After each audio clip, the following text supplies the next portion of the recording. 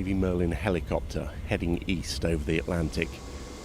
An hour of flying takes us about 140 miles off the coast of the Sunshine State. And this is our destination. It is also the pride of the Royal Navy. HMS Queen Elizabeth has been on the Westlant 19 deployment since the end of August. Nearly 2 years since she was commissioned, she is here for the latest stage of operational testing. The aircraft carrier and her company have already done months of their own sea trials. This deployment is about testing and developing capability to work with others, leading a carrier strike group. And it's seen a moment of history. This deployment is the first time in 9 years that British jets have landed on a British aircraft carrier.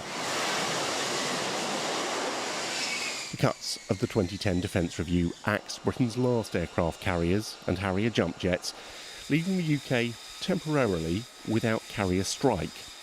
It was dubbed a capability holiday, but nearly a decade on, that holiday is now almost at an end.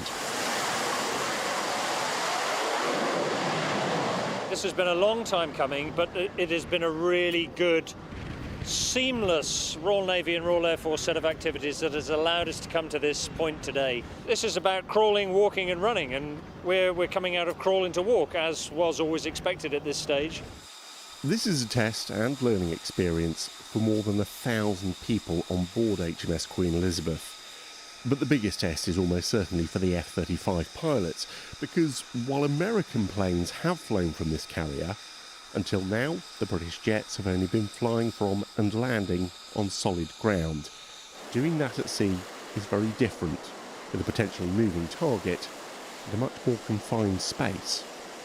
It's quite unique actually. It's a different skill set. We've prepared very heavily, as you'd probably imagine, in the simulators both at Wharton and at Marham itself. We've done a lot of training beforehand. Well, I think we're pretty well prepared, and that training has paid off here, but it's still, as I said, it focuses the mind. It is a new thing for all of us, so it's quite exciting actually. What was going through your mind as you came in for that first landing? If I could remember, I would tell you. I was so focused on get it exactly on the spot in good order, and then strange enough, the bit that we hadn't been able to practice too much was actually obviously taxiing on the deck of the ship.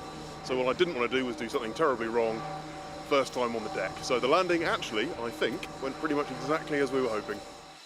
The UK has invested billions of pounds in this ship and these planes, all of them 5th generation, the newest class of carrier strike capability, some of the most advanced in the world.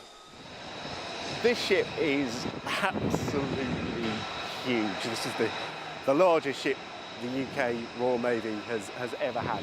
From that end to the other end, 280 metres those planes have got to take off with.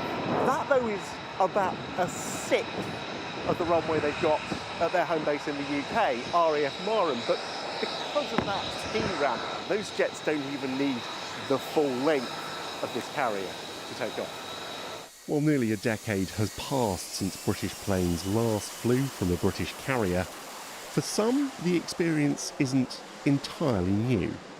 I used to fly Harrier, GR7s and GR9s back in the 2008-2009 timeframe.